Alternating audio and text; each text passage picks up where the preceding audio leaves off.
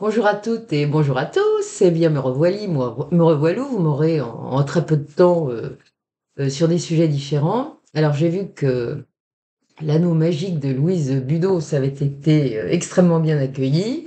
Je suis contente. Donc, de temps en temps, il y a des mystères dans l'histoire comme ça. La petite histoire de France que je vous raconterai, mais si je trouve des mystères ailleurs, dans d'autres histoires de pays étrangers, eh bien, je ne vais pas me gêner. Voilà, en attendant, aujourd'hui, on va revenir sur les ovnis. Mais avant tout cela, je voulais vous remercier infiniment d'abord pour votre amitié, pour votre générosité, mais aussi parce que grâce à vous, j'ai atteint les 45 000 abonnés. Alors là, je me pince pour y croire. Voilà. Donc merci, c'est vraiment sympa de votre part. Je suis contente. Voilà. Je ne vais pas boire le champagne parce qu'il est 10 heures du matin. Mais le cœur y est. Voilà. J'espère que vous allez bien, que la vie est belle, que vous êtes enthousiaste à l'idée de reprendre le collier, et puis de revoir vos amis, vos connaissances, enfin bon, bref, et de tout votre travail, parce que il y a des fois on fait des boulots qui sont pas très intéressants, puis il y a des fois on est content. Voilà. Donc de toute façon, il faut toujours voir les vies du bon côté, quoi qu'il arrive, parce que sinon, on manque de joie, et quand on manque de joie, ça fait le monde qu'on a aujourd'hui. Voilà. Bon, écoutez, merci encore pour tout. Merci. Et on va s'y mettre. Alors aujourd'hui, on va faire un tour en Suisse. Je vous avais promis que nous irions en Suisse. Quand j'ai fait la vidéo sur Philippe Michon, alias Pimu Sigma, j'en reparlerai aujourd'hui, parce que ce qui s'est passé à Froideville, avec le petit ovni qui ressemblait à un ballon de rugby, donc vous aurez beaucoup plus de détails. Si vous allez voir que la Suisse est un pays extrêmement visité depuis très longtemps par des phénomènes aériens assez particuliers. Et j'avoue que, bon, même si les autorités suisses, d'après ce que j'ai compris, étaient pas très diserts sur le sujet, donc on n'a pas les mêmes paramètres que d'habitude, notamment sur rencontres rapprochées, mais vous en aurez au moins deux aujourd'hui. Il y en a plusieurs, hein. Il y en a deux qui sont vachement intéressantes parce que dans le déroulé, c'est quand même très particulier. Vous verrez, c'est très intéressant. Voilà. Bon, allez, c'est parti, on y va. Alors, comme je l'ai dit, les autorités suisses sont plutôt discrètes sur le sujet des ovnis, et pourtant, les observations n'y sont pas rares, loin s'en faut, et certaines datent de plusieurs siècles, comme vous allez voir. Alors, on va commencer par les plus anciens. La plus ancienne observation qui a été répertoriée en Suisse est celle de Bâle, survenue en août 1566. La Gazette de Bâle, qui était rédigée à l'époque par un certain Samuel Cocius, c'était un étudiant en écriture sainte et en art libre, eh bien, il a rapporté que le 7 de ce mois-là, le 7 août donc 1566, au lever du soleil, les habitants de la ville ont aperçu dans le ciel nombre de grosses boules noires qui se dirigeaient à grande vitesse vers le soleil. Soudain, elles ont fait demi-tour et les gens ont vu ces boules rentrer en collision les unes avec les autres, comme si elles menaient un combat. Certaines devinrent toutes rouges et ignées, ça veut dire en feu, elles avaient l'air de flamber, avant de se consumer précisément totalement et de s'éteindre. Donc vous imaginez la surprise. Une illustration célèbre et d'époque montre la scène, comme vous pouvez le voir à l'image. Elle représente la place du Münster à Bâle, où les gens se sont rassemblés devant la cathédrale pour observer ces sphères. Il semblerait que quelques jours avant cette mémorable apparition, des sphères aient déjà été vues, notamment le 27 juillet vers 19 heures et le 28 juillet vers 16 heures. Quelques années plus tard, en 1567, une autre sphère va apparaître. Cette sphère est toute noire. Elle est si imposante qu'elle couvrait le soleil. Elle est encore apparue à Bâle. Le phénomène sera visible durant toute la journée. Le 21 décembre 1578, c'est à Genève qu'une magistrale observation a été faite. Elle sera d'ailleurs décrite dans une plaquette publiée par un certain Stadius, qui était alors le mathématicien et l'astronome du duc de Savoie. Les Genevois diront que ce qu'ils ont vu avait l'apparence d'une comète surmontée d'une petite croix. Le dimanche des Rameaux de l'année 1620 a été rapportée une bataille absolument effroyable au-dessus de Genève. Deux sphères ressemblant à des soleils, l'un rouge et l'autre jaune, se sont entre-heurtées. Après cela, Je cite le discours de l'époque, une nuée longuette comme un bras, s'étirant en direction du soleil, le vrai cette fois, se serait arrêtée près de lui.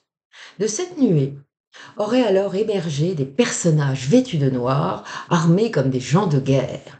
À ce moment seraient apparues des nuées brillantes, aussi jaunes que le safran, dont seraient soudain sortis des hauts et larges chapeaux, tandis que la terre serait devenue jaune et sanglante.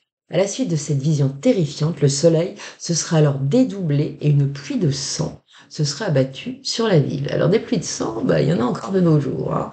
On ne sait pas trop d'où ça vient, on pense que ce sont des champignons microscopiques ou des choses comme ça, mais enfin bon. En tout cas, à l'époque, ils faisaient pas trop la différence, hein. Le 28 juillet 1621, on verra encore dans le ciel genevois, qui est très fréquenté, vous le verrez jusqu'à nos jours d'ailleurs, une croix qui semblait lancer des flammes, comme pour embraser la ville et ses alentours. C'est assez impressionnant, hein.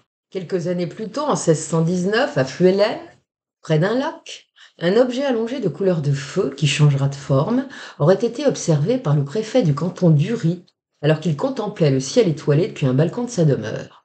Le préfet évoquera finalement un brillant dragon de feu sorti de l'une des cavernes du mont Pilate. Tiens, il y a un mont Pilate là-bas aussi, vous voyez, comme dans le triangle de la Burle, apparemment les monts Pilates, ça marche, hein.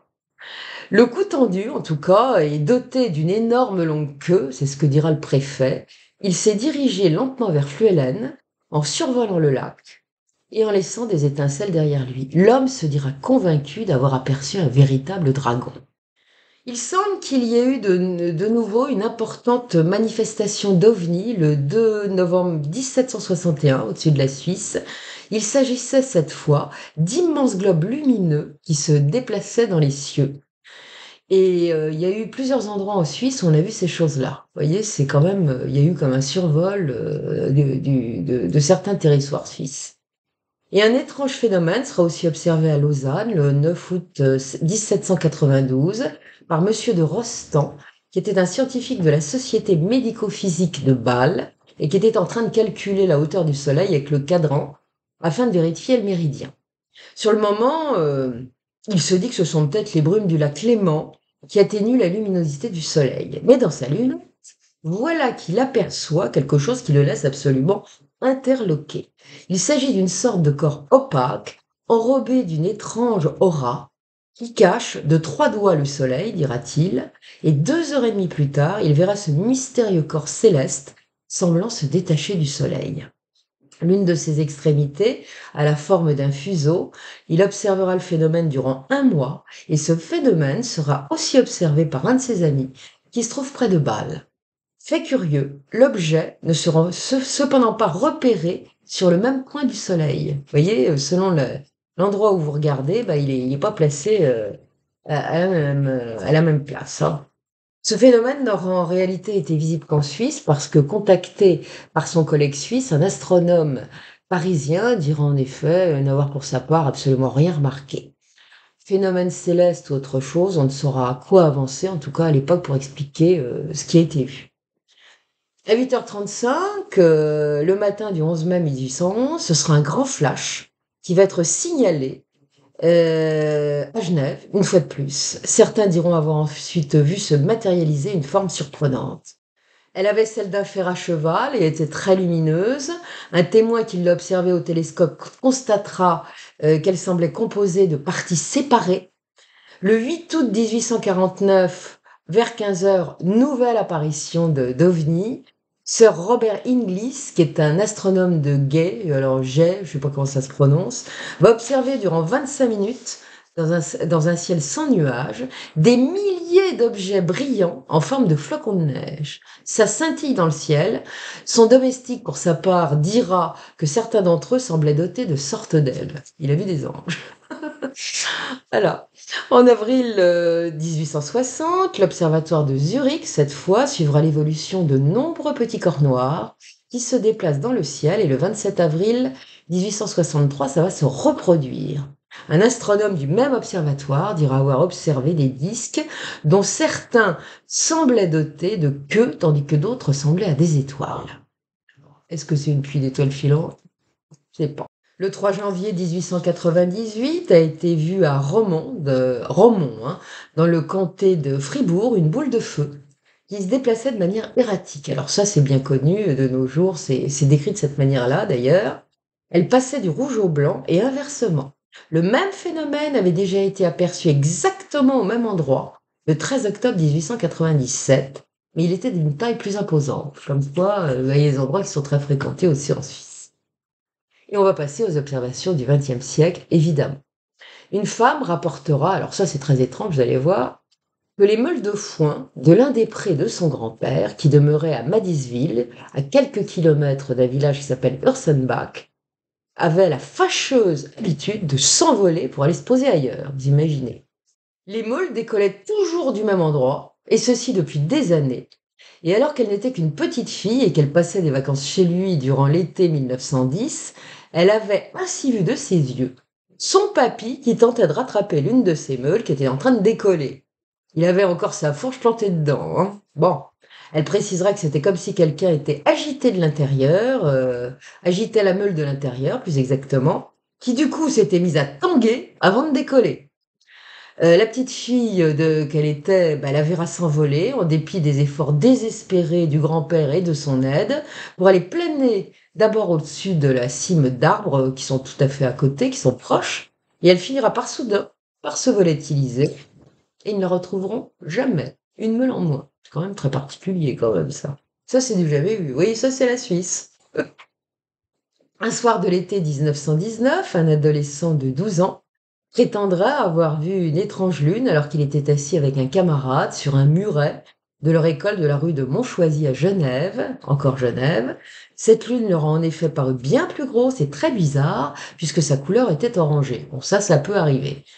Mais ce qui va pas arriver habituellement, c'est que la lune va se mettre en mouvement avant de disparaître à une vitesse vertigineuse derrière les arbres. Le gamin est dans tous ses états, il va rentrer chez lui terrorisé, en hurlant que la lune vient de tomber. Le père, impressionné par l'agitation de son fils, ira se renseigner auprès de l'observatoire local afin de vérifier ce qu'il en est.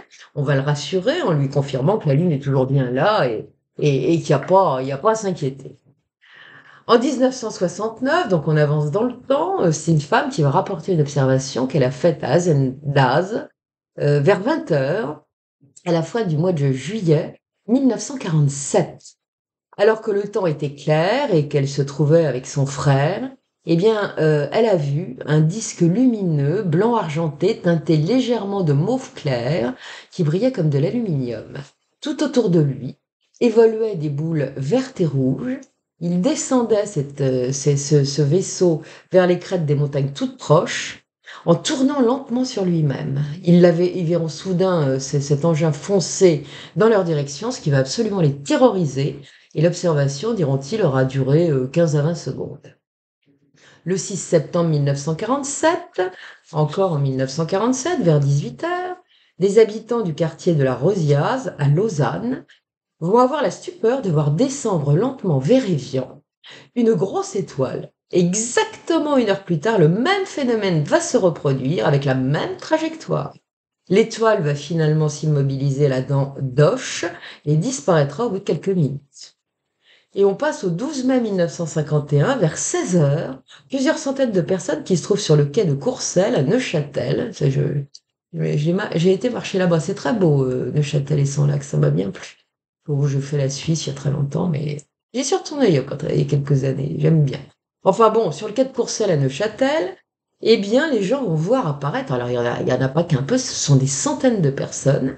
Donc durant une demi-heure, les gens vont observer à haute altitude un objet très brillant. Il se propulse par à-coups, en laissant dans son sillage une traînée de fumée blanche. Il va décrire un demi-cercle et puis il va se retourner.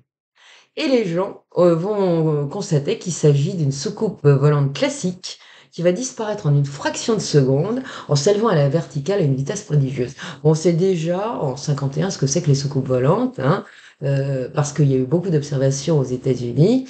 Et voilà. Donc les gens ont dit c'est une soucoupe volante avec des martiens dedans probablement. Voilà. Donc la Suisse connaîtra aussi sa vague d'ovnis en 1954, évidemment. Bon, ça a pas fait le tour, ça a fait le tour de l'Europe, tout cela. Donc je citerai une observation qui a eu lieu le 7 août 1954 à 16h15. Et là, c'est à Zurich. Des centaines d'habitants de la ville, dont un capitaine de l'armée de l'air helvétique, qui fera d'ailleurs un rapport à sa hiérarchie, observeront un disque sombre qui évolue sous la couche nuageuse. L'officier le décrira ressemblant à une soucoupe renversée.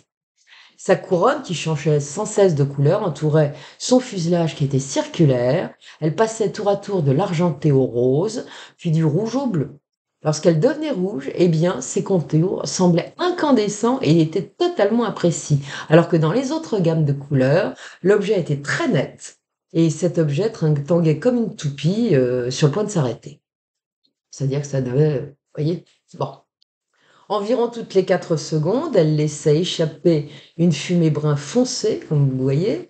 Enfin, c'est pas la photo de l'époque, hein. Voilà, c'est moi qui bidouillais. Je fais mes petits dessins maintenant aussi pour agrémenter. Je prends des photos de base et puis après j'arrange. Donc, elle laissait effacer une fumée brun foncé qui se dissipait aussitôt. Et l'observation dura une bonne minute et le militaire estimera que le diamètre de l'engin était quand même d'environ 15 mètres, ce qui n'est pas rien. Et les 18, 19 et 20 août 1954, des habitants de Coire, dans les Grisons, observeront entre 18h30 et 19h30, donc pendant 1 heure, une boule brillante volant en direction d'Ilans. Durant la même période, 5 autres objets seront observés durant la nuit se déplaçant en formation entre le Sentis et le lac de Constance. Le 21 août 57, donc là ça continue, vous voyez, il y en a sur la Suisse, là.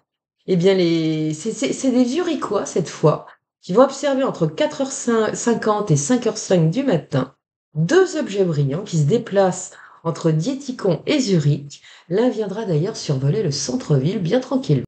Alors ces objets étaient en fait des soucoupes volantes au fuselage brillant. Le centre en était rosé avec des bords clairs qui évoluaient en tournant sur elles-mêmes. Elles disparaîtront soudain à grande vitesse, sous les yeux effarés des gens évidemment. Le 26 mai 1956, des centaines de personnes qui sont rassemblées sur le terrain d'aviation de Berne. Bon, il y a un meeting d'aviation, un meeting international. Et ben, qu'est-ce qu'elles vont voir arriver? Et là, on voit arriver les triangles dès les années 50. Et là, c'est un beau triangle blanc qui plane à 3000 mètres d'altitude au-dessus d'eux.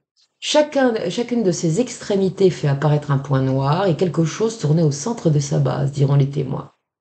Le 16 août 1958, vers 17h, les passagers d'un bateau qui vogue sur les eaux du lac Léman verront tout à coup une lumière intense descendre du ciel. Il s'agit d'une soucoupe volante de 10 mètres de diamètre. Pas rien, en plein milieu et dans la journée, hein. Super. Ils n'ont pas vraiment envie de se cacher, ces objets, hein. Renflée à sa partie supérieure, elle viendra planer à 15 mètres au-dessus des gens, enfin des voyageurs du bateau. Sur cette partie renflée, des hublots sont clairement visibles. Le disque situé sous sa coupole est en rotation. La soucoupe va descendre jusqu'à la surface de l'eau. Et après avoir fait plusieurs rebonds, dung dung dung, eh ben elle va disparaître à la vue à une vitesse absolument fulgurante et les témoins n'auront perçu aucun bruit durant toute la durée de l'observation. Le 29 janvier 1960, à Ursenbach, on en a parlé tout à l'heure, dans le canton d'Emmental, eh bien, un couple qui sera en carriole au temple pour assister au culte va avoir la stupeur d'apercevoir un engin qui lui coupe la route à hauteur d'homme. Il est passé à une vitesse fulgurante juste devant le nez du cheval. Et les gens diront que ça ressemblait à une sorte de torpille, qui était quand même assez imposante, hein, composée de bandes colorées, horizontales et lumineuses. Et la dame va dire quand même quelque chose d'assez intéressant et surprenant. Elle va dire n'avoir jamais vu de couleur comme celle-ci, qu'elle qualifiera d'émouvante. Des couleurs émouvantes. Et elle se dira convaincue, évidemment, que l'objet n'était pas terrien. Et après avoir survolé le champ, la torpille va faire quelque chose d'assez particulier. Elle filera entre 2 fermes et la dame stupéfaite va l'avoir pénétré sans le moindre bruit dans le flanc d'une colline. À la même heure, un objet lumineux sera repéré dans le ciel de Berne. Et concernant l'OVNI torpille, eh bien, les anciens du village affirmeront, lorsqu'il y aura une enquête, oui, il y aura une enquête, hein, eh bien que jadis, des bons hommes de feu avaient été observés à plusieurs reprises exactement à l'endroit où la torpille a pénétré dans le flanc de la colline. Donc je pense que la Suisse est très habitée. Il doit y avoir dans les montagnes des drôles de trucs. Et puis, il va y avoir quelque chose de très intéressant, parce que les endroits où il y en a plus que d'autres, eh bien, ça se passe à Bienne. Et alors, le 3 août 1965, vous avez trois jeunes gens, trois camarades de la ville de Bienne, qui vont voir dans le ciel ce qu'ils vont décrire comme une tranche d'ananas en rotation. Elle va frôler les toits des maisons du quartier d'Aubemont en se déplaçant vers Vigneulles. Et lorsqu'elle stoppera net, elle passera du jaune au rouge foncé avant de basculer. La partie incandescente disparaîtra alors aux yeux des témoins et ils ne distingueront plus alors que le fuselage. Elle fera ensuite un démarrage foudroyant avant de se volatiliser comme par magie au-dessus d'un lac tout proche. Ça se passe souvent au-dessus des lacs, ils aiment bien l'eau, vous savez, les ovnis. Et en Suisse, c'est assez fréquent. Et le 5 août suivant, pardon, vers 22h45, l'un des jeunes de ce petit groupe reverra de nouveau durant quelques secondes deux disques, à moins que ce ne soit des sphères, il n'était pas très sûr parce que ça a dû changer de forme en plus, et ça traverse le ciel, c'est luminescent. Et le lendemain soir, les trois camarades verront cette fois 12 engins qui se déplacent en formation. Et ça continue. Le 7 août à minuit 35, ces mêmes jeunes gens, accompagnés d'autres personnes cette fois, observeront durant une dizaine de secondes une escadrille d'engins se déplaçant en formation de losange, et ça ressemblait à des boutons de nacre, diront-ils. Le dernier engin qui fermait la formation va soudain changer de cap, et les 11 autres le rejoindront et le suivront. Et ceci sans que la formation à losange se soit jamais altérée. Et ça va vraiment les bluffer. Le 16 août 22h45, le même trio d'amis qui a finalement organisé des veillées d'observation, ils ont eu bien raison, eh bien, vont observer un triangle opaque bordé d'un trait lumineux extrêmement fin, semblable à un fil d'argent, diront-ils. À chacun de ces angles scintille un point lumineux. Il vole à 300 ou 400 mètres d'altitude, il a la taille d'un petit avion, il va effectuer un large virage au-dessus de Bienne avant de disparaître soudainement. Et ce n'est pas fini. Puisque le 7 août 1967, alors cette fois c'est à Thun, à quelques kilomètres de Bienne, eh bien on saura qu'un homme de 60 ans a eu une sacrée surprise. Alors vous allez voir que c'est pas banal. Quelque chose qu'il va comparer à un cochon de lait est soudain tombé du ciel. Il dira que ça avait une soixantaine de centimètres de long sur 20 centimètres de haut. Il accourt pour voir ce qui se passe et il va découvrir sur le sol quelque chose en train de se dégonfler comme une baudruche qui va disparaître d'un seul coup, ça va se fondre dans la terre. Il va frotter une allumette parce qu'il commence à faire, y faire moins clair pour mieux voir, hein, et là, il n'y a rien sur le sol, c'est comme s'il n'avait rien vu. Alors il est resté bluffé, bravo, hein. Toujours à Bienne, là on revient à Bienne, le 15 septembre 1965, vers 23h30, non 23h50.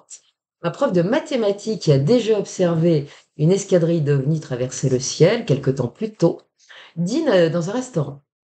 Et avec trois autres personnes, dont un journaliste, il va voir cette fois une escadrille de 6 à 8 objets disposés en V qui se déplacent rapidement au sud de la chaîne du Jura. Et sur la chaîne du Jura, moi je l'avais su par Isabelle Férigo, que je salue au passage, quand j'étais allée la voir, hein, au ufologique d'Annecy à l'époque, eh bien elle me disait que souvent, bien des gens observaient au-dessus de la chaîne du Jura des phénomènes ufologiques. Voilà. Donc là, c'est le cas. Et chaque objet, dont le corps était très court, semblait constitué de deux ailes légèrement en pointe de flèche. Tous les engins étaient illuminés, notamment leurs ailes, et le professeur sera absolument convaincu qu'il s'agit d'armes secrètes. Lui, c'est un mathématicien, on voit pas les extraterrestres, hein. Et dans la nuit du 17 au 18 juillet 1967, le passage d'un vaisseau spatial a été signalé sur toute l'Europe. Et vous savez que c'est souvent le cas quand il y a des tirs de fusée, des choses comme ça, bah, il arrive que des phénomènes ufologiques se produisent. Et bien là, ça sera le cas. Et il s'avère que cette nuit-là, un habitant de Montreux, ça se trouve donc sur les bords du lac Léman, qui promenait son chien vers 1h du matin, va remarquer un phénomène qu'il prendra d'abord pour une comète. Alors qu'il se rapproche, l'homme va voir l'engin soudain pivoter à angle droit et venir droit sur lui. Il ralentira son allure, le survolera, et l'homme va constater qu'il s'agit d'un objet plutôt étrange. De son corps central, eh bien, sortent des flamèches rouges, des blanches, des vertes, des orangées. Et il va dire que ça faisait comme un feu d'artifice, et ça laisse derrière lui une traînée d'une luminosité absolument éblouissante qui lui fera penser à la queue d'une comète. Il va distinguer à son avant une sorte de grosse boule très lumineuse qu'il dira être possiblement une sorte de phare, et cette boule est prolongée d'une antenne avec à son bout une petite lumière d'un blanc verdâtre. D'autres témoins qui auront vu également l'engin diront qu'il y avait aussi des feux clignotants et peut-être aussi des hublots.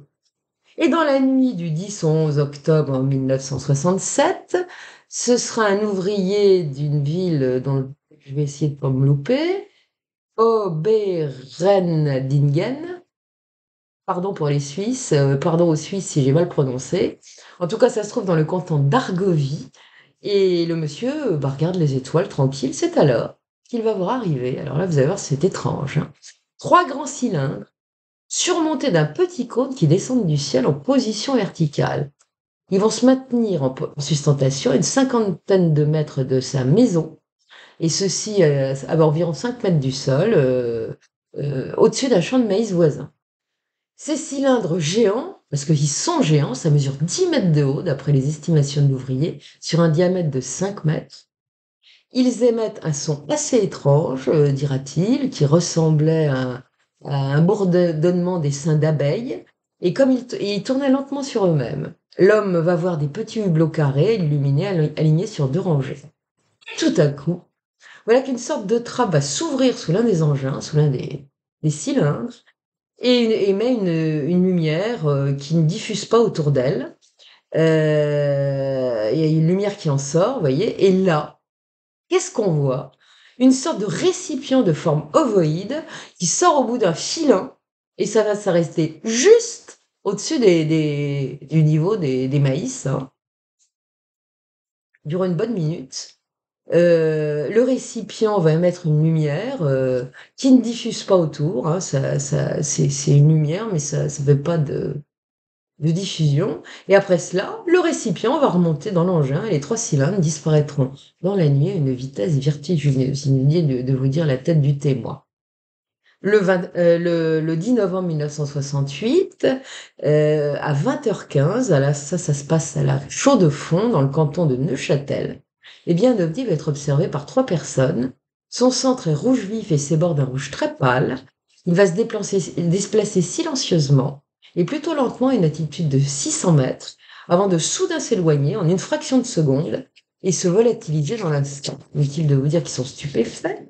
Le 6 décembre 1968, à 15h50, toujours à la Chaux-de-Fonds, eh bien, 3 témoins observeront cette fois un objet ovoïde de couleur argentée qui évolue à grande vitesse. Le 27 septembre 1969, ce sera un homme qui revient de son travail de nuit et qui circule en voiture à Chênebourg, dans la banlieue de Genève, une fois encore. Il est avec son frère, là, et il va repérer à 4h20 du matin, à environ 3 km, une sorte d'objet orangé. Il dira qu'il avait la forme d'un abat-jour qui émettait de temps à autre des rayons lumineux. Il éprouvera la frousse de sa vie en le voyant soudain plonger et foncer dans sa direction. Il aura le réflexe d'accélérer afin de filer aussi vite qu'il le peut, et de retour chez lui, il l'apercevra à nouveau, en se déplaçant lentement, en montant et en descendant.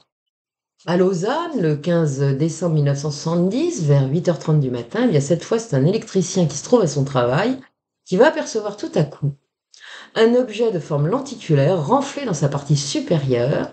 Celui-là se déplace silencieusement à basse altitude, et comme il est passionné de photo, il a un appareil avec lui. C'est ainsi qu'il fera un très beau cliché de la chose. Hélas, ce que vous voyez là, c'est pas ça, mais d'après la description, ça ressemblait un peu, donc j'ai trouvé quelque chose d'équivalent. Et il constatera alors que cet engin, qui mesure dans les 20 mètres de long, c'est pas petit, là, il a la forme d'un losange. Soudain, ce losange va opérer un virage brusque et disparaître à grande vitesse dans le ciel. Le 27 septembre 1972, un homme vivant près de Bâle va recevoir un message télépathique. Ça l'incite à se rendre à un certain endroit. Arrivé sur place, qu'est-ce qu'il trouve? Une sorte de disque.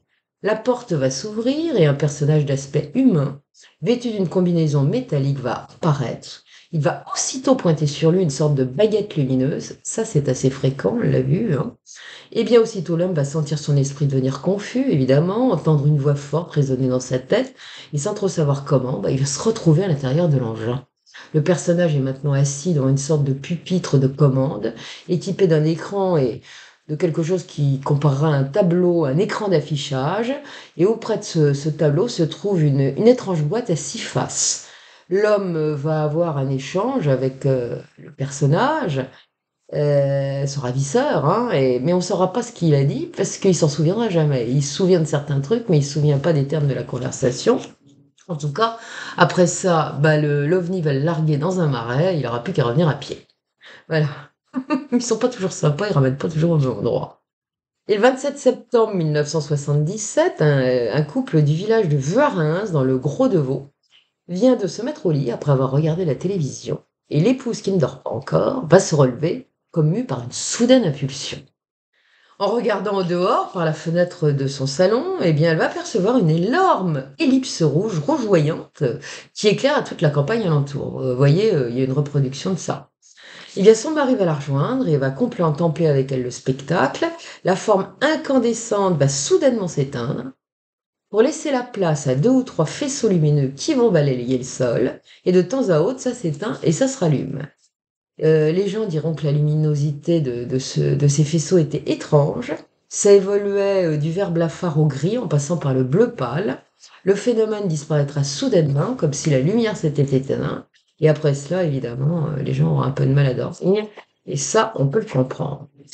Mais ce n'est pas fini, puisque le lendemain matin, l'épouse va constater la présence d'une petite brûlure sur sa joue droite. Ses yeux sont très irrités, elle larmoie, elle n'arrive pas à s'arrêter de pleurer, elle a les yeux comme ça. Et elle se souviendra qu'un événement déjà assez étrange de cette nature est intervenu 3 ans plus tôt, durant l'été 1974, alors qu'elle était dans son jardin en train de cueillir des framboises. Il faisait beau ce jour-là, et d'un seul coup, une violente lumière, dont elle ne pourra situer la source, va l'éblouir, lui faire perdre la vue durant quelques instants. Après cela, elle souffrira de larmoiement, si bien qu'elle devra même consulter un médecin. Et ces crises, dès ce jour-là, de larmoiement se reproduiront à peu près tous les 2 ans.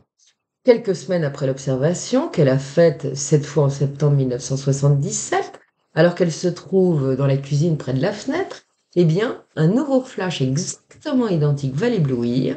Après, elle va avoir une incompressible envie d'exprimer artistiquement les idées qui lui remplissent la tête tout à coup. Ça lui est jamais arrivé de sa vie, et voilà que ça, elle s'y met. Et elle se met à écrire des poèmes, à dessiner, à peindre, alors qu'elle n'avait pas de don particulier. Elle va peindre une multitude de paysages avec un talent évident, si bien que son mari va en rester complètement bouche bée. Ces irrépressibles envies de peindre la prenaient généralement de manière subite. Et lorsqu'elle avait envie, il fallait qu'elle le fasse tout de suite, toutes affaires cessantes. Et elle dessine aussi, elle va s'en rendre compte, beaucoup de serpents. Il ne s'en explique pas la raison, parce qu'elle n'aime pas particulièrement les serpents. Quand elle débute un dessin, elle ne sait jamais à l'avance ce qu'elle va faire, hein, elle ne sait pas. Et elle va être aussi prise d'une boulimie de connaissances, il faut qu'elle se cultive, et voilà que ça va contaminer son mari, qui va faire exactement la même chose. Divers membres d'une même famille, cette fois, ça se passe près de Nyon, dans le canton de Vaud, côté Jura, vont faire une série d'observations les 11 et 12 octobre 1977. Le 11 octobre, la mère de famille se lève à 6 heures pour préparer le petit déjeuner. 20 minutes plus tard, elle aperçoit par la fenêtre de la salle à manger un objet gris argenté qui se tient bas vers l'horizon, sur l'horizon, et elle dira que ça ressemblait à un grain de riz ou, alors vous allez voir la comparaison, une truite sans nageoire. Son mari qui distingue aussi l'objet, lui dit que ça doit être un avion, mais elle n'est pas d'accord parce que qu'il se déplace pratiquement pas, cet objet. Donc le couple va le voir évoluer très lentement, à quelques distances de leur propriété, un peu comme s'il tournait autour. Et le mari va être surpris par l'absence totale de bruit, mais pour autant, il est têtu, ce ne peut être qu'un avion. Bah oui. Leur fille de 13 ans va également observer la chose lors de son départ à l'école, et à 7h10 du matin, eh ben, il sera toujours visible à l'horizon, côté Jura. Et Brigitte, la nièce de la mère de famille, elle est belge, cette jeune fille, se trouve en vacances chez le couple, et quand elle va se lever vers 9h, eh ben, elle va également voir cette chose. Et ça va beaucoup l'intéresser, cette jeune fille. Elle a 19 ans, hein. Elle va prendre des jumelles pour mieux l'observer et à un moment, elle va constater que l'engin s'est séparé en 3 parties qui vont se disperser à très grande vitesse dans direction opposée. Et aussi vite qu'elles auront filé, eh bien les 3 parties de cet engin vont rejoindre leur point de départ et les témoins les verront alors stupéfaits se livrer à une sorte de combat aérien. À un moment, tous ces témoins commenceront à sentir une odeur de soufre qui flotte dans l'air, ça c'est assez commun. Et bien l'un d'eux dira avoir vu aussi un des engins, un de ses témoins, se dissimuler derrière un petit nuage. Et lorsqu'il en émergera une demi-heure plus tard, et ben celui-là, cet objet, n'aura de cesse que de faire des allers-retours à grande vitesse en traversant de long en large le petit nuage. Vers 14h30, ça n'est pas fini, la tante et la nièce ont soudain repéré une épaisse fumée se dégageant d'un champ de maïs voisin. Aussitôt, elle pense à un feu de broussailles. À travers la fumée, grâce à ses jumelles, la nièce va repérer une sorte de dôme métallique. Les 2 femmes vont aller y voir, mais la peur gagnant, elles vont vite rebrousser chemin. Mais la nièce, qui est d'un naturel curieux, va tout de même y retourner, toute seule. Un peu plus tard, et en se dissimulant dans les maïs, elle va finir par apercevoir, à une quarantaine de mètres d'elle, un personnage d'apparence humaine. Il est de taille normale, vêtu d'une combinaison métallisée qui ressemble un peu à celle d'un garagiste. Sa tête est recouverte d'une sorte de cagoule. Chaussé de bottes et de mains gantées, il porte à la taille une ceinture métallique, de laquelle pend sur le côté gauche un objet long d'une vingtaine de centimètres. Derrière lui, elle distingue son engin qui ressemble à une soucoupe et circulaire, à la taille d'une grosse limousine, mais ça a quand même 2 mètres de haut, hein. Son fuselage lisse dépourvu de rivets et de soudure, à l'aspect du métal, comme d'ailleurs la combinaison du personnage, ils brillent tous les deux, hein. Et son sommet, à cette soucoupe, est surmonté d'une sorte de gyrophare qui émet une lumière verte, semblable à ça fait comme un gyrophare d'ambulance, sauf que c'est 2 fois plus gros et ça tourne 2 fois plus vite. Elle va se rapprocher, cette jeune fille, et va voir, de près, le visage du personnage. Il est ovale, ses traits sont réguliers, sa bouche est normale, son nez est busqué, mais, chose étrange, sa peau est verdâtre. Ça tire sur le bleu. Elle va le trouver si effrayant, ça va lui coller une frousse terrible, puis elle va revenir en courant, évidemment. Voilà. En tout cas, en retournant, eh ben, elle va voir l'engin s'élever lentement à la verticale, ce qui lui permet d'apercevoir 3 grands pieds cylindriques sous sa base, c'est de 50 centimètres de long, et c'est terminé par des pointes. Le vaisseau va s'éloigner à petite allure et elle va remarquer qu'à son passage, les vaches qui sont parquées dans des prés voisins semblent très énervées. Durant la nuit qui suivra, bah, d'ailleurs, le chien de la famille sera tout aussi énervé parce qu'il va pas arrêter d'aboyer, alors que d'habitude, bah, il est paisible, hein, et ça va durer 3 jours. Le lendemain, en tout cas, vers 17h30, la jeune Belge qui revient d'une balade à pied va revoir le même engin, immobile au-dessus d'un arbre cette fois. Il se maintient en sustentation à une douzaine de centimètres de mètres du sol et à une centaine de mètres d'elle. Elle va aller s'asseoir dans l'herbe et regarder tranquillement pendant une demi-heure le truc. Et comme rien ne se passe, bah, elle va s'en aller. Donc évidemment, des ufologues seront prévenus, ils vont enquêter par la suite et trouveront les témoins très ébranlés par cette histoire. Et ils découvriront aussi dans le champ de maïs diverses traces à l'endroit où l'engin s'est posé. Mais ce qui est absolument étonnant, c'est qu'aucune tige de maïs n'a été brisée ou courbée. Pourtant, il s'est posé en plein milieu du champ de maïs, ce qui est quand même incroyable, hein. Un couple de voisins évoquera pour sa part la présence d'une soucoupe surmontée d'une lumière verte qui s'est posée près du champ de maïs et elle précisera qu'après s'être envolée, eh bien, la chose s'est divisée en 2 parties qui se sont éloignées à grande vitesse dans des directions différentes. Et un autre incident étrange va se dérouler cette fois à Zermatt, dans la nuit du 31 décembre 1978. Alors je vous conseille d'aller à Zermatt, c'est absolument magnifique. Je suis allée autrefois, exactement la même, en 79. Peut-être 2 mois plus tard, je suis allée faire du ski là-bas, vous voyez? Donc Zermatt, c'est un magnifique village avec très beau chalet ancien. Si vous allez par là, ça vaut le coup. Bon, enfin, en tout cas, on en revient au 31 décembre 1978. Vers 20h30, une femme qui se trouve alors avec une amie va repérer dans la nuit obscure une grande lumière d'un jaune brillant. Elle dit: «Qu'est-ce que c'est que ce truc?» Puisque à côté, il y a que les montagnes, il y a un glacier. Elle se dit: «Il peut pas y avoir de la lumière sur un glacier». Finalement, Cette lumière va se mettre à se déplacer lentement dans le ciel sombre pour venir dans leur direction, et ceci tout à fait silencieusement. Et lorsqu'il va se rapprocher, elles vont constater, les deux femmes, qu'il s'agit d'un objet circulaire qui va disparaître soudainement quand il va commencer à survoler Zermatt. Vers 2h30 du matin, le village va être plongé dans le noir. On était en train de faire la fête du réveillon, ça a dû être sympa. Et il y avait une panne électrique, en fait, absolument inexplicable, qui va durer des heures. Donc la fête, ce soir-là, a été gâchée. Et on en arrive à quelque chose qui va vous passionner. C'est une rencontre du troisième type en plein Genève dans les années 1980. Non, c'est pas dans les années 80, c'est dans les années 2000, pardon. En 2006, une femme qui préfère conserver l'anonymat va rapporter une bien curieuse observation qu'elle a faite en 1980, durant l'année 1982. Ah bah si, c'est l'année 80, moi je suis fatiguée.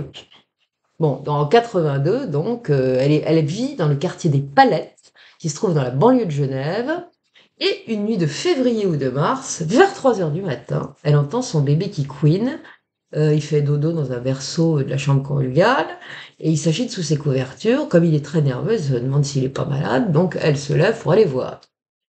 Et à ce moment-là, en se levant, eh bien, elle jette un coup d'œil, vers la fenêtre, dont le store, d'ailleurs, est baissé, mais pas tout à fait, pas jusqu'en bas, hein. Et là, qu'est-ce qu'elle voit?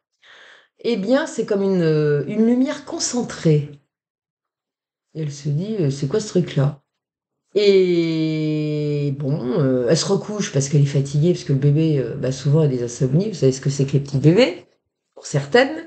Eh bien, elle se dit: «Bon, le gamin, a dû faire un cauchemar, je vais me recoucher», et elle ferme les yeux. Et une fois au lit, qu'elle a les yeux fermés, elle se réveille quelques instants plus tard. Elle rouvre les yeux aussitôt, et qu'est-ce qu'elle voit? Un rayon de lumière qui filtre sous le store de la fenêtre, là, parce qu'il n'est pas, fermé jusqu'en bas. Et ce rayon est bien étrange. Il semble s'écouler le long du mur sous la fenêtre, telle une bande qui se déroulerait, dira-t-elle. Et plus curieuse encore, il va se mettre à progresser dans la chambre, en éclairant au fur et à mesure ce qu'il y a autour, au fil de sa progression. Les murs, les objets, enfin voilà. Et au moment où l'idée va traverser la tête de la mère de famille, que ce truc peut toucher son bébé, évidemment, le mystérieux c'est comme s'il avait entendu sa pensée. Le mystérieux rayon, qui ressemble à une espèce de ruban, va se rétracter et sembler ressortir, sous le store, pour aller vers l'extérieur. Elle va tenter de se rendormir, les minutes passent, et soudain, elle va avoir la sensation d'une présence dans la chambre. Elle verra à ce moment le faisceau de lumière qui se déroule à nouveau comme un ruban avant de se rétracter. Elle va refermer brièvement les yeux, et lorsqu'elle les rouvrira, elle va découvrir avec horreur que le ruban de lumière a cette fois atteint le berceau du bébé. Lorsqu'elle va se lever d'un bond, il va se rétracter. Pétrifiée, elle va se précipiter sur le sort pour le fermer complètement, recoucher le bébé à un autre endroit, c'est-à-dire entre elle et son mari, qui dort comme un brave. Lui, il n'entend rien du tout, il n'y a rien qui bouge, hein. Et c'est alors qu'une idée va traverser la tête de la jeune femme. Il faut quand même qu'elle descende voir ce qu'il se passe au dehors. Et en quittant la chambre, elle va percevoir une sorte de sifflement très bizarre. Arrivée dans la cuisine, en bas, elle jette un coup d'œil par la fenêtre et remarque, dans le jardin d'une villa voisine, la présence d'une source de lumière extrêmement intense qui va devenir de plus en plus aveuglante. C'est à ce moment qu'elle va distinguer des personnages qui courent dans ce halo de lumière. Afin de mieux les observer, elle va se déplacer jusqu'à une fenêtre de son salon, qui lui permettra de repérer dans le jardin de ses voisins la présence d'un engin qui ressemble à s'y méprendre à une soucoupe volante dont elle évalue le diamètre à 1,20 m, 1,50 m. Il se maintient en sustentation, environ 1 mètre du sol. Son fuselage ressemble à de l'argent laiteux. Il semble fait de lumière, mais une lumière qui n'éclaire pas le sol. Quant au halo lumineux qu'il émet, il semble aplatir les couleurs du paysage. Tout ce qu'il balaye devient aussitôt grisâtre, voire incolore. C'est très curieux. Et c'est alors qu'elle va apercevoir un personnage assez surprenant, vêtu d'une combinaison avec des poches, il a une ceinture autour de la taille aussi, Il mesure à peu près 1,20 m, ses jambes sont grêles alors que son torse est puissant, il a une grosse tête aussi, mais qui a pas de cou, c'est comme si c'était posé sur le torse, vous voyez? Elle va entendre alors une sorte de sifflement et remarquer la présence d'un autre être d'apparence identique, en train d'observer avec attention le sol, et elle va voir ce personnage ramasser des cailloux. Bon. À un moment, les deux personnages vont relever la tête et vont la fixer intensément. Elle sentira aussitôt ses cheveux et ses poils se hérisser, tant elle est effrayée, et surtout elle se sent paralysée. Et pourtant, elle se dit, c'est une paralysie de terreur, hein, elle peut plus bouger. Et elle dit, bah, il y avait pas d'hostilité particulière, elle a ressenti quelque chose de dangereux. Et voilà que les 2 personnages, vont commencer, on dirait qu'ils ont un échange, hein, de loin, tandis que 4 autres, qu'elle avait vus sur un moment plus tôt en train de courir, dans le halo de la lumière, vont à ce moment les rejoindre. Stupéfaite, elle va voir ceux-là, ces 4-là, sauter prestement au-dessus d'une palissade qui est quand même assez haute, et on les voit plus. Celui qui semble leur avoir donné l'ordre est celui qui regardait, qui ramassait des cailloux. Un moment plus tard, toujours paralysée derrière les vitres de la fenêtre de son salon, cette fois, la jeune maman va voir revenir les êtres qui avaient fui derrière une palissade et va alors suivre une scène absolument surprenante. Un pied télescopique quasiment transparent, d'un diamètre assez large, dira-t-elle, va en effet se déployer sous la base centrale de l'engin, ce qui fera ressembler celui-ci à un gros champignon. À un moment, les personnages vont se rassembler par groupe de 3 sous son fuselage et se maintenir en position accroupie. Ceci fait, elle les verra s'élever en lévitant, recroquevillés en boule, sous la base centrale de l'objet qui va les absorber un à un. À ce moment, le halo lumineux va se volatiliser.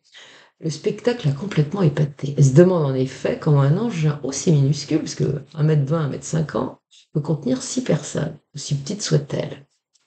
Après cela, la petite soucoupe va se mettre à tourner très vite sur elle-même dans le sens des aiguilles d'une montre, tandis que la lumière va s'intensifier de plus en plus, sans éclairer toutefois tout ce qui l'environne. Elle va alors s'élever jusqu'à 25 mètres du sol avant de s'éteindre, et la femme aura eu le temps de voir apparaître au centre de sa base une sorte de creux. Elle pense que ça a duré un quart d'heure, en fait ça a duré 3 quarts d'heure.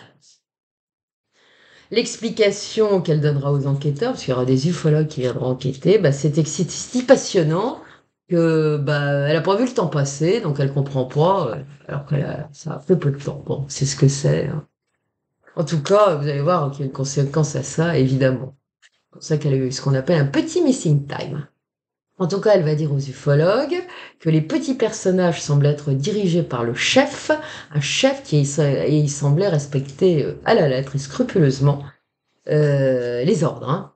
Et puis elle dirait également que le fait qu'elle observe ces êtres a probablement dû les contrarier.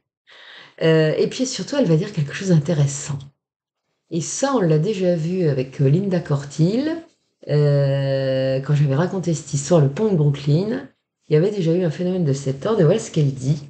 Elle dit que ces êtres se déplaçaient lentement, de manière féline.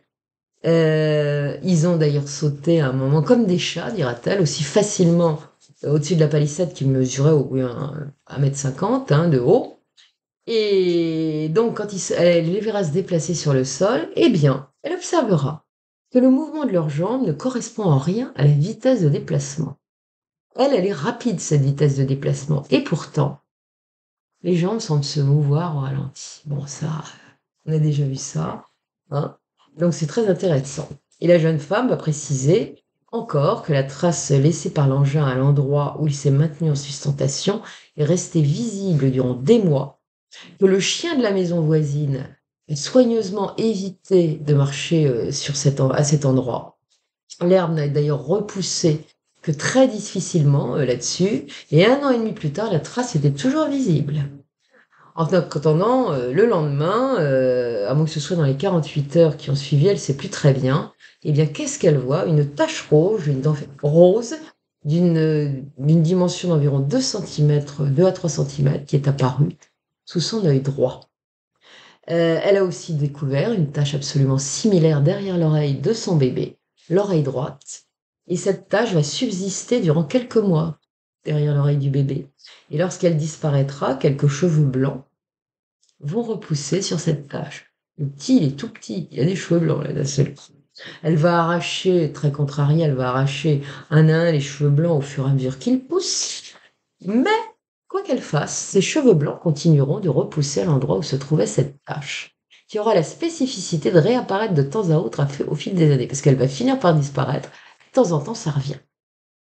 Quant à celle qui a marqué son visage, eh ben, elle va rester invisible durant des années, jusqu'à ce qu'elle réapparaisse vers la quarantaine, mais cette fois sous la forme d'une tache brune rugueuse, vous savez, les taches de vieillesse qu'on a sur les mains ou parfois sur le visage quand on vieillit. On appelle ça des taches de sénescence. Et elle va se donner beaucoup de mal, évidemment, parce que c'est quand même sur le visage, c'est pas très joli, hein. Pour faire disparaître tout ça, elle mettra 2 ans à y arriver.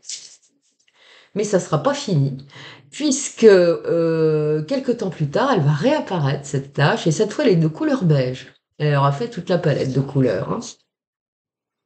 Et puis bon, bah voilà, pour cette histoire de Genève, mais on va rester dans la région de Genève, puisque dans la nuit du 29 au 30 octobre 1994, entre 0h35 et 0h45 du matin, 2 hommes qui circulent sur l'autoroute en direction de Genève vont apercevoir depuis la Blécherette jusqu'à Morges un ensemble de spots faiblement lumineux regroupés en 3 losanges. Et l'ensemble de ces spots, qui mesurent quand même de 30 à 50 mètres de long, c'est pas petit, évoluent en trajectoire rectiligne entre l'autoroute et le lac. Ça semble tourner lentement dans le sens inverse des aiguilles d'une montre, et lorsque le phénomène va se rapprocher sensiblement du véhicule des témoins, ceci jusqu'à environ 150 mètres, eh bien sa rotation va sembler ralentir. Il va alors s'éloigner en direction opposée et disparaîtra totalement à la hauteur de Morges lorsque les 2 hommes quitteront l'autoroute. Le 11 octobre 1997, vers 4h50 du matin, dans le canton de Vaud, cette fois, une femme observe durant 30 minutes dans la nuit étoilée 6 petits nuages blancs lumineux, comme des petits nuages. Ça tourne dans les sens des aiguilles d'une montre et dans un mouvement elliptique rapide, quand elle dira que ça allait à la vitesse d'un gyrophare, et ben, elle verra que ces petits nuages se déplacent. Et à ce moment-là, elle verra qu'il n'y a plus d'étoiles dans le ciel. C'est curieux. Puis alors, il va y avoir des apparitions intéressantes en Suisse romande, les 17 et 18 juillet 2012. Je vais vous rapporter surtout celle du 18 juillet. Eh bien, durant 2 jours, d'étranges objets sphériques seront repérés dans cette région par plusieurs observateurs. C'est ainsi que dans la nuit du 18 juillet, un homme qui se rendait au festival de Montreux, festival de jazz, grand festival hein, pour ceux qui aiment le jazz, ce monsieur aperçoit au-dessus de la ville de Montreux d'étranges lumières figées. Aux ufologues qui viendront l'interroger par la suite, il dira avoir déjà observé ces mêmes lumières quelques jours plus tôt dans le Val de Rouse où il se trouvait, c'est dans le canton de Neuchâtel. Donc en général ça suit, vous voyez. Et un couple qui a vu un truc bizarre dira avoir observé le 18 juillet à 22h28, c'est précis, hein, c'est la précision suisse, évidemment.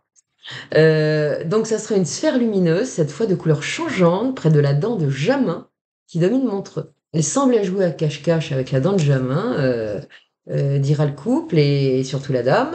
Et soudain, elle va filer à grande vitesse en direction d'Olten, et elle ressemblait à un étrange objet observé exactement le même soir, pas d'autres témoins dans le Tessin, aux alentours de 22h.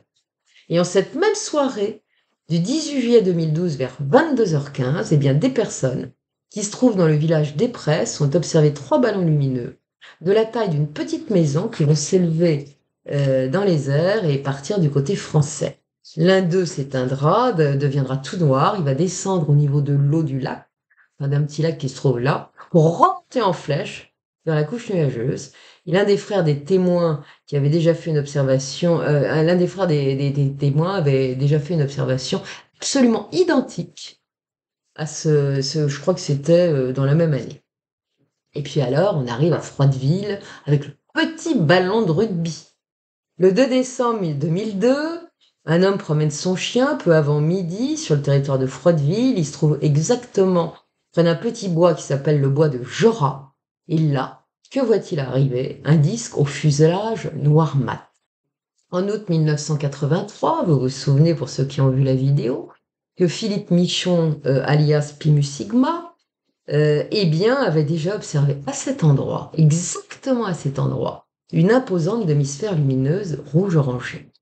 Le promeneur, au chien, veut voir émerger de ce petit disque sombre un petit objet en forme de ballon de rugby, qui va s'en aller survoler à toute vitesse l'ancienne maison des parents de Philippe Michon, avant de pénétrer dans le village de Froideville.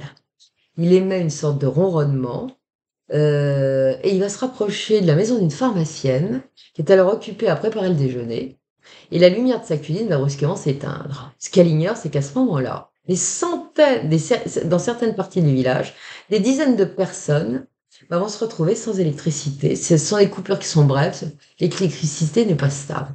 La pharmacienne va à ce moment apercevoir un petit engin derrière les vitres de la fenêtre de sa cuisine, et elle va ressentir, dira-t-elle, une sorte de vibration intense juste avant qu'il ne s'éloigne. L'une de ses voisines, qui s'affaire également aussi dans sa cuisine, va se retrouver sans électricité, elle aussi, mais à la différence de la pharmacienne, un phénomène intéressant va se produire, puisqu'elle va avoir la stupeur de constater que certains appareils électriques, qui ne sont pourtant pas sous tension, vont se mettre tout seuls en marche. Surprise, surprise. Une autre personne va apercevoir aussi l'étrange petit ballon de rugby volant. Elle va appeler les gendarmes. Les deux autres femmes feront la même chose d'ailleurs.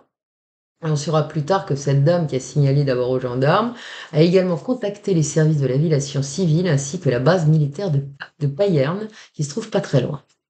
Dans un premier temps, les autorités civiles et militaires sont persuadées que les deux premières femmes ont certainement vu un bloc de glace qui était tombé d'un avion de ligne qui survolait la zone à peu près au même moment. Bon, c'est quand même un peu tiré par les cheveux, parce que quand on fait la description, c'est un peu spécial, hein. Ouais, il faut bien dire quelque chose de réaliste, enfin. En tout cas, il y a une autre chose qui va être évoquée, la possibilité d'un tir de fusée artisanale par un amateur. Ça sera envisagé. Une équipe de démineurs va chercher partout et puis va rien trouver, évidemment. Deux gendarmes de Froideville seront chargés de mener l'enquête. De multiples témoignages permettront de démontrer alors que le village a effectivement subi des baisses de tension et des coupures électriques, alors que certains de ses habitants, alors c'est au moment quand l'OVNI se déplaçait, c'était là que ça se produisait. Vous voyez, au fur et à mesure de son cheminement. Et tous les gens diront que quand ils l'ont vu, ça émettait une sorte de bourdonnement. Et quand ils n'ont pas vu et qu'il y avait les coupures électriques, ils ont entendu la même chose. Et l'enquête révélera encore que les vitres et les fenêtres de certaines maisons ont vibré, mais vraiment vibré fort, au moment où le petit ovni passait. Et ils ont dit que on aurait dit qu'il y avait eu un petit séisme, ou alors, vous savez, quand ça tremble un peu, quand autrefois les avions franchissaient le mur du son, ce qu'on n'entend plus de nos jours, mais à l'époque c'était le cas, ça faisait exactement la même chose. Et cette enquête permettra également de déterminer le périple réalisé par le petit ballon de rugby sur le territoire de Froideville. Il aurait d'abord été observé au nord du village, dans la direction de Bottins. Ensuite, il aurait modifié sa trajectoire pour foncer en direction de Monteron. Et ensuite, il aurait encore rebroussé et viré devant un établissement connu sous le nom du Café de l'Écureuil. Et après cela, il aurait croisé en bas du village la route d'un petit gamin, un gamin d'une dizaine d'années, qui va raconter tout ça complètement effaré, effrayé le lendemain à ses camarades d'école. Alors, faut dire que le malheureux a eu la frousse de sa vie quand même, parce qu'il était poursuivi par ce petit ballon de rugby jusque chez lui. Celui-là avait la couleur qui avait alors viré au rouge. Rouge orangé. Quand il va rentrer chez lui, il va ouvrir la porte, l'engin va rentrer dans la maison, va lui tourner autour à toute vitesse, paniqué, il va monter au premier étage afin de lui échapper, et puis ensuite l'OVNI va ressortir et il sera vu après à l'est de Froideville, euh, avant de revenir à l'endroit où le témoin avec le chien l'a vu. Divers témoins le verront alors s'élever dans les airs, puis effectuer une sorte d'arc de cercle avant de foncer en direction du nord-est où il va se volatiliser. Bien entendu, la presse va s'empresser de diffuser la nouvelle, notamment le journal 24 heures. Vous voyez la coupure de journal, on parle du petit garçon. Philippe Michon sera interviewé évidemment par des journalistes et il dira qu'en 1983, alors qu'il vivait encore à Froideville, il avait vu, de ses yeux, un petit engin à peu près identique d'une longueur de 80 centimètres et d'un diamètre de 30 centimètres, qui avait la forme d'un œuf renversé, dira-t-il. Il évoquera la présence d'une ligne à haute tension tout à côté, tout proche de l'endroit où il se trouvait. Et il a également la possibilité, et ça j'en avais parlé dans la vidéo, qu'une balise soit enterrée dans le secteur qui provoquerait les mêmes effets.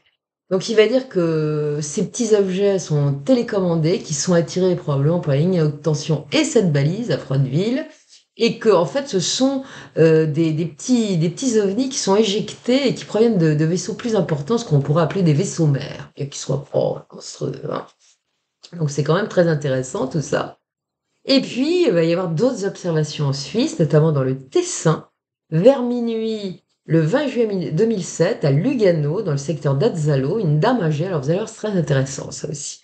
Elle prend le frais sur le balcon de sa chambre, on est en été, il fait chaud, et elle remarque que sur l'une des vitres des fenêtres de la maison de son fils, qui est juste à côté, bah, il y a le reflet d'une étrange lumière qui ressemble à la lune. Il n'y a pas de lune ce soir-là, donc ça l'intrigue un peu. Un instant plus tard, voilà qu'elle repère au-dessus d'un petit bois qui se trouve à environ 150 mètres de chez elle, un objet arrondi qui se déplace à basse altitude. Il est très lumineux, mais pour autant sa lumière un peu jaune n'éblouit pas. Elle remarquera aussi que 4 objets ronds et lumineux sont venus se positionner au-dessus du restaurant qui se trouve non loin de chez elle. Et en attendant, la sphère qui plane en vol stationnaire au-dessus du petit bois va soudain se transformer sous ses yeux pour prendre la forme d'un dôme orné de 5 rangées de lumière qui ne cessent de s'éteindre, de se rallumer. Sous l'éclairage éblouissant, elle distinguera un fuselage sombre et elle précisera que son diamètre devait quand même être de 7 à 8 mètres. De la base de l'objet sortent de puissants faisceaux de lumière scintillante qu'elle comparera à des fontaines de feux d'artifice, et une puissante source de lumière semble aussi émaner de derrière cet étrange dôme, ce qui lui permet d'en distinguer clairement la forme. Et la dame dira avoir été émerveillée. Elle était fascinée par le spectacle, c'était très beau. La luminosité de l'engin éclaire puissamment sa maison, tout le paysage alentour, on y voit comme en plein jour, et tout à coup, un faisceau de lumière très fin, elle dirait que ça faisait à peu près 4 à 5 centimètres de diamètre, va se diriger vers sa maison et venir s'accrocher, comme s'accrocher à la balustrade de son balcon, du balcon de sa chambre. En continuant son observation, elle va apercevoir à un moment une bande de fenêtres alignées à l'horizontale sur le dôme, comme le montre le dessin précis qu'elle en a réalisé, que vous voyez là. Elle dira encore en avoir nettement distingué à l'intérieur une sorte de créature aux formes angulaires qui avait des reflets métalliques, qui se déplaçait derrière les fenêtres, et ça lui a fait penser à un robot. Soudain, 2 grandes lumières rouges vont s'allumer à la base de l'engin et les faisceaux de lumière vont aussitôt disparaître, y compris celui qui est accroché au balcon de sa chambre. Et le dôme va alors se transformer. La vieille dame précisera que c'était comme s'il se refermait, puis elle verra l'engin prendre une forme ovale. À sa base, elle distinguera ce qui lui fait penser à 2 étranges engrenages, un petit et un grand, qui s'entremêlent. Ils tourbillonnent sur eux-mêmes et sont plus brillants que l'or. Une fois encore, elle sera éblouie par la beauté de ce qu'elle contemple.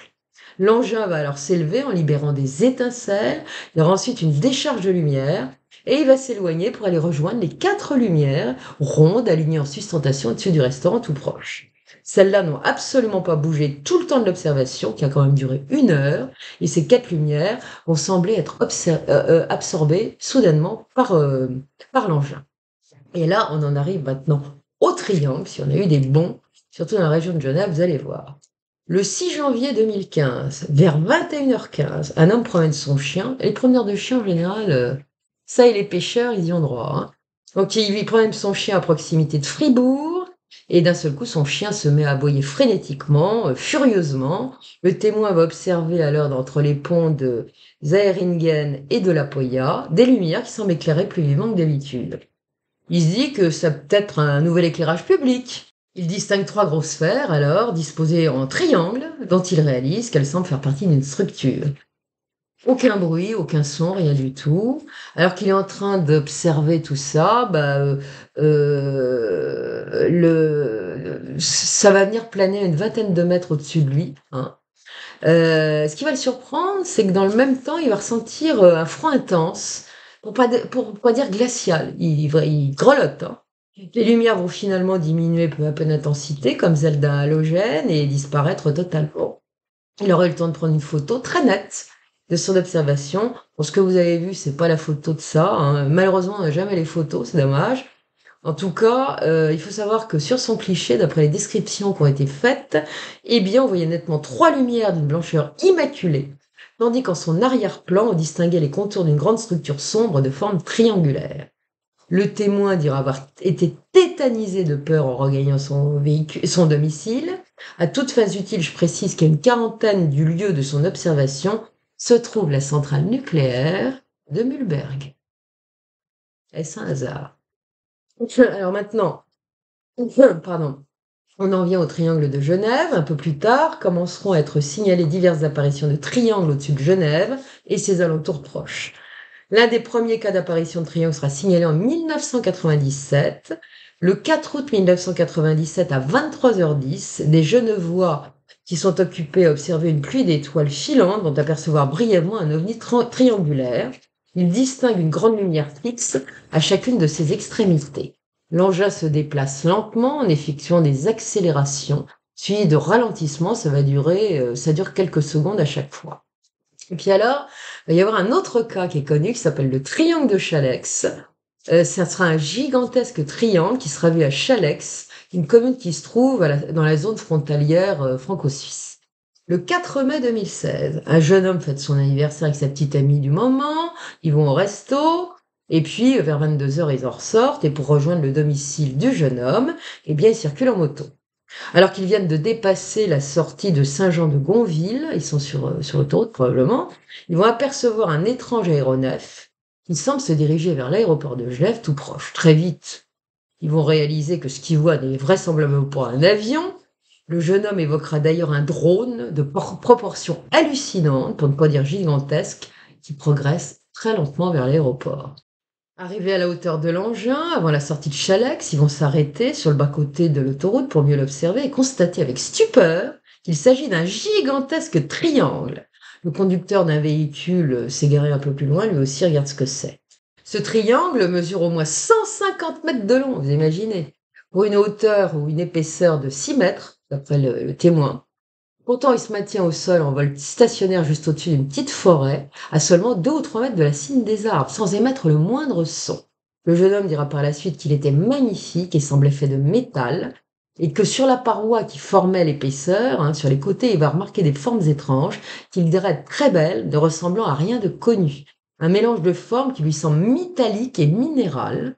Le voilà subjugué. Bon, il est bijoutier, il travaille chez un bijoutier, donc il est peut-être un peu artiste, donc il a été fasciné par la beauté des motifs. Finalement, bon, il va se décider de sortir de Chalex afin de se lancer à sa poursuite. Les jeunes gens vont finalement le voir s'éloigner en direction de l'aéroport de Genève. Il semble glisser dans les airs sans émettre le moindre son, et il va disparaître d'un seul coup à la vue sans laisser de traces. Le témoin précisera après coup qu'un détail l'a véritablement étonné. Il se trouvait en effet sur la voie express, à double voie donc, sur laquelle des voitures passent jour et nuit, un gros trafic. Et pourtant, il n'a pas le souvenir d'avoir circulé un seul véhicule sur cette voie habituellement très fréquentée durant les quelques minutes où ils se sont arrêtés, lui et son ami, pour regarder le gigantesque engin. Il a également remarqué que le silence était profond, pas le moindre bruit, même pas les bruits naturels de la nature, un hibou, un craquement, enfin bon, rien. Serait-ce une manifestation classique de ce que l'on nomme le facteur Oz, qui frappe souvent les témoins d'observation d'ovnis, en particulier ceux qui ont eu l'occasion d'observer des ovnis triangulaires. Les triangles, en général, se provoquent ça.